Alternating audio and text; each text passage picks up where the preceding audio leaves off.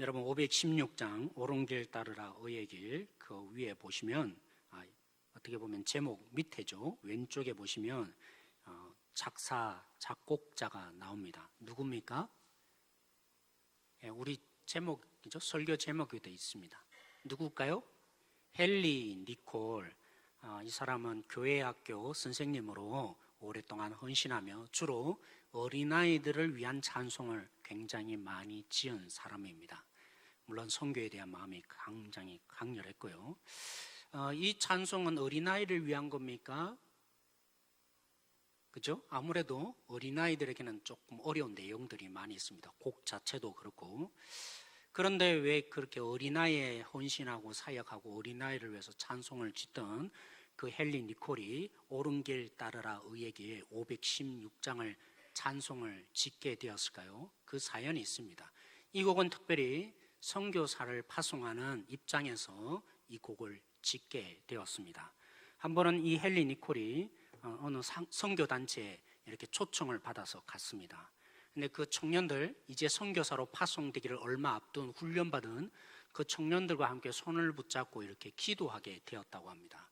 근데 기도하고 있는데 중간중간에서 그 선교사님, 이제 앞으로 나가야 될 그 청년들이 훌쩍훌쩍 울기 시작하는 것입니다. 왜 울었을까요? 헨리 니콜이 함께 기도했던 그 청년 선교사들이 왜 울었을까요? 첫째는 두려웠던 거죠. 아무것도 보이지 않는 곳에 우리가 어떻게 가야 할까? 낯선 오지에 어떻게 선교할 수 있을까? 무엇보다도 생명이 보장되지 않는 그 땅을 향해서 가는 그 두려움이 이 청년 선교사들 가운데 강하게 자리 잡고 있는 것을 기도하면서 이 헨리 니콜이 깨닫게 된 것입니다.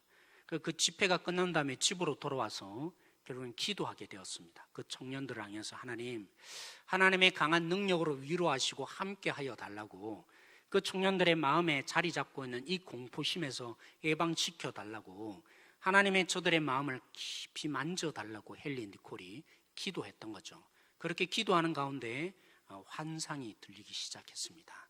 바로 군대가 그죠? 출격하고 있는 그런 소리가 들리기 시작했고, 성령의 강한 감동을 이 헨리 니콜에게 들리기 시작했습니다. 그래서 지은 곡이 뭐라고요? 오늘 이 찬송가 516장 오른길 따르라 의의 길. 평소에 헨리 니콜이 바로 이 부분을 늘 생각하고 있었는데, 그런데 하필이면 그 상황을 겪고 그죠? 기도하는 가운데 하나님의 군대가 그죠? 출동하는 소리 들리면서 그걸 오선지에 적기 시작한 거죠. 그래서 오른길 따르라 의의 길, 세계 만민의 참된 길, 이 길 따라서 살기를 온 세상에 전하세 만 백성이 나갈 길이라는 이 찬송이 지어지게 된 것입니다. 그런데 이 헨리 니콜이 생각하고 또 들렸던 이 환상, 사실은 오늘 이 본문이 중심이었던 것입니다. 헨리 니콜이 참된 주님의 그 놀라운 생기의 역사, 그것을 향해서 늘 기도해왔고, 또 이렇게 두려움 속에 있는 이들을 향해서 주셨던 이 메시지, 성령의 강한 감동 속에 이 곡을 지었던 배경이 어디라고요?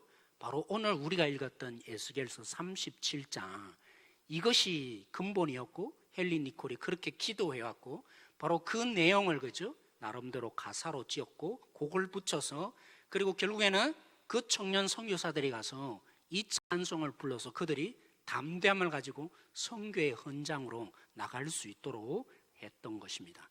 여러분, 오늘 이 본문의 상황이 어떤 상황입니까? 많이 들었고 잘 알고 있습니다.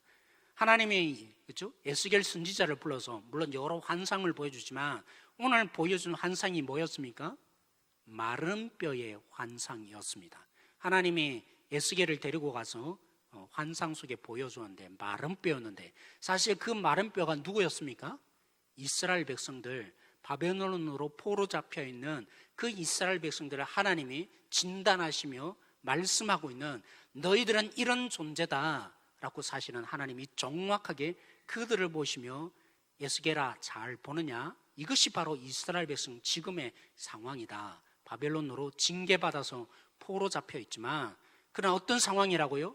징계받아서 포로 잡혀가 있는 정도가 아니라 살아날 수 없는, 절대로 살아날 수 없는, 1%도 가망성이 없는 그런 존재, 하나님이 에스겔에게 나중에 보여주는데, 그죠? 성전에서 하나님이 떠나십니다. 하나님의 영광이 함께했던 이 이스라엘 백성들, 하나님이 떠나버린 백성들, 그래서 진노로 붙잡혀서 그 외국 땅에 사는데, 그것이 고통스러운 게 아니라 하나님의 생기가 전혀 없는, 살아날 수 없는, 가망성이 없는 그 이스라엘 백성들, 그게 이들이다 라고 하나님의 에스겔 선지자에게 말씀하신 것이죠. 그러니까 얼마나 절망적입니까?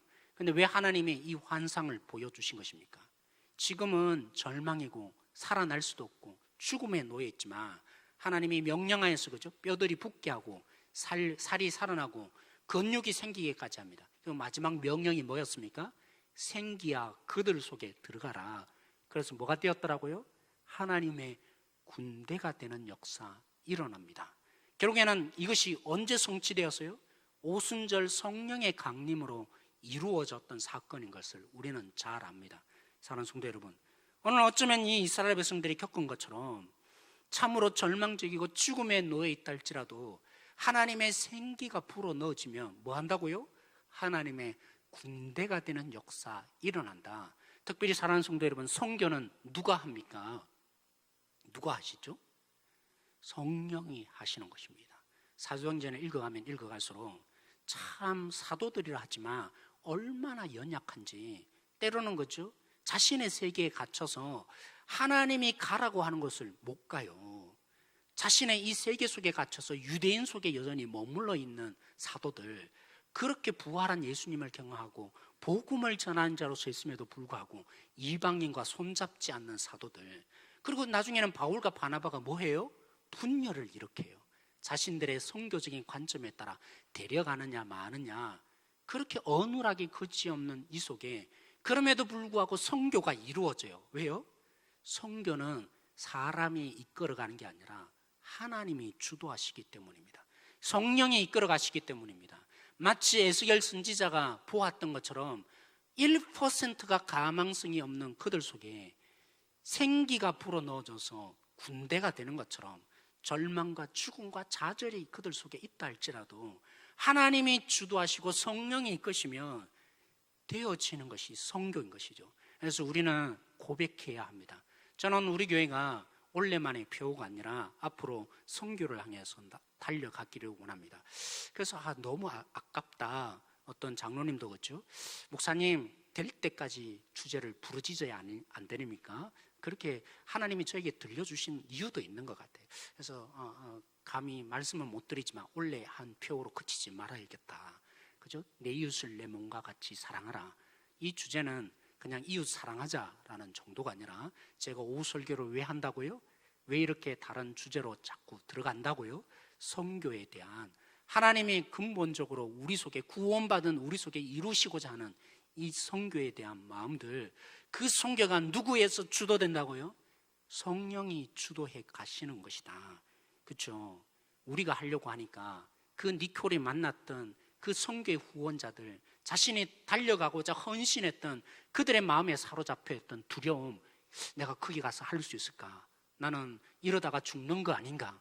그 두려움이 우리 속에도 있죠. 우리도 얼마나 연약합니까? 얼마나 부족합니까? 그러나 성령이 이끄시고 주도할 때 그 선교는 심지어 그렇죠.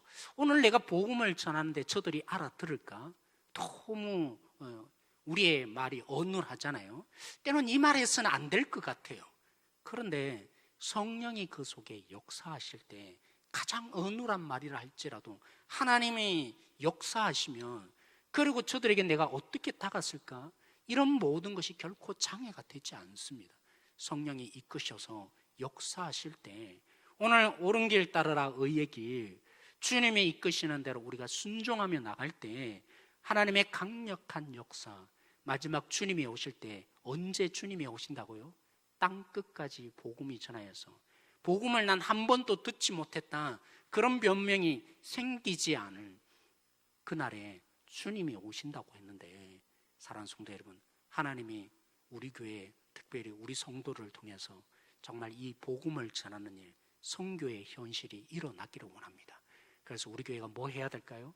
성령의 주도하심, 성령의 이끄심에 민감해야 하는 것입니다. 오늘 아침에도 설교한 것처럼 우리 마음으로 그죠? 이끌어가면 성령의 목소리가 잘 들리지 않아요.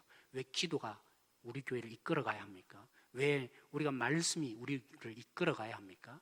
우리의 관점과 우리의 생각과 우리의 경험이 때로는 정확한 판단일 수도 있지만 하나님의 마음, 하나님의 능력, 그 하나님의 이끄심에 우리가 순종하는 자 되어가기 위해서. 또 그렇죠. 우리가 하면 참 두렵습니다. 그리고 설득한다 생각하니까 참 괴롭습니다. 어떻게 설득합니까? 어떻게 저들을 이끌어 줄 수 있습니까? 오늘도 성령 하나님께서 우리 속에 역사하시는 성령이 이 선교를 주도해 가시는 것에 우리가 순종함으로 목소리 똑똑히 듣고 따라가는 우리 교회 성도들 되어지길 원합니다. 우리 그런 마음으로 이 찬양 한번 할까요? 오늘 516장